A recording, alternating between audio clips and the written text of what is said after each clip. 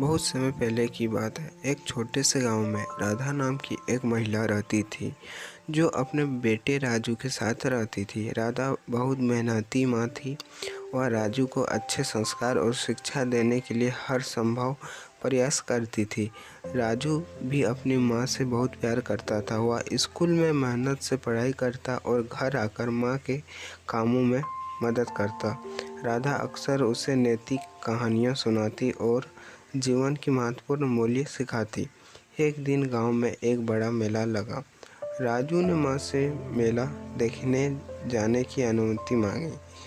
राधा ने थोड़ी सोचने के बाद अनुमति दे दी, लेकिन साथ ही उसे समय पर लौटने को कहा। मेले में पहुंचकर राजू बहुत खुश हुआ। वहाँ खेल, मिठाई, खिलौने देखकर उसकी आंखों में चमक उठी।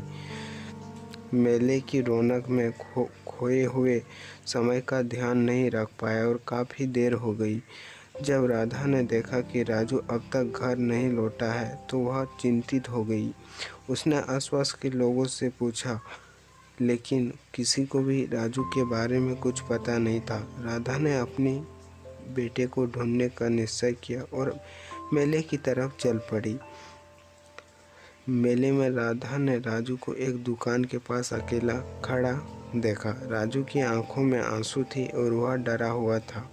राधा ने उसे गले से लगा लिया और उसे सुरक्षित पाकर उसकी चिंता दूर हो गई। रास्ते में जब लौटते समय राधा ने राजू को समझाया, बेटा, हमेशा समय का ध्यान रखना चाहिए और माँ की बातों का पालन करना चाहिए।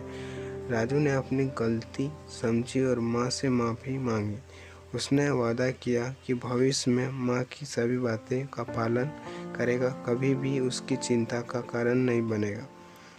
इस कहानी से हमें यह सीख मिलती है कि हमें अपने से बड़ों का बात माननी चाहिए।